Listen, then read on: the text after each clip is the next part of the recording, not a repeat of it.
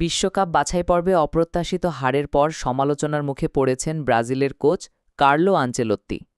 তার কৌশল ও দলব্যবস্থাপনা নিয়ে ভক্ত ও বিশ্লেষকদের মধ্যে চলছে তীব্র আলোচনা।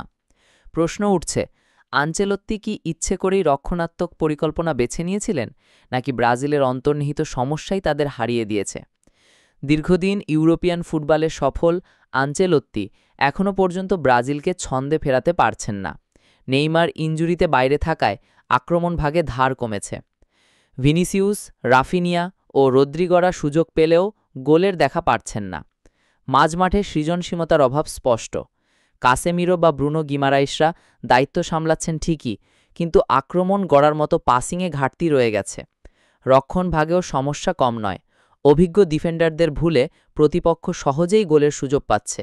এর সঙ্গে যোগ হয়েছে আনচেলত্তির রক্ষণাত্মক কৌশল, যা ব্রাজিলিয়ান দর্শকদের হতাশ করেছে। ঐতিহ্যবাহী আক্রমণাত্মক ফুটবলের বদলে দলকে ধীরগতির খেলায় আটকে ফেলেছেন তিনি, এমন অভিযোগ উঠছে চারপাশে। ফলে ব্রাজিলের পারফরম্যান্সে ধারাবাহিকতা নেই, হারাচ্ছে স্বকীয় ছন্দ। অনেকেই মনে করছেন ইউরোপীয় ধাঁচে খেলা দলের জন্য বিপর্যয় ডেকে আনছে। এখন প্রশ্ন একটাই, আনচেলত্তি কি ভুল কৌশলে দলকে পিছিয়ে দিচ্ছেন, নাকি সময় তার সবচেয়ে বড় প্রতিপক্ষ? সব ধরনের খেলার খবর পেতে সাবস্ক্রাইব করুন। সঙ্গে থাকুন খেলার পাতার।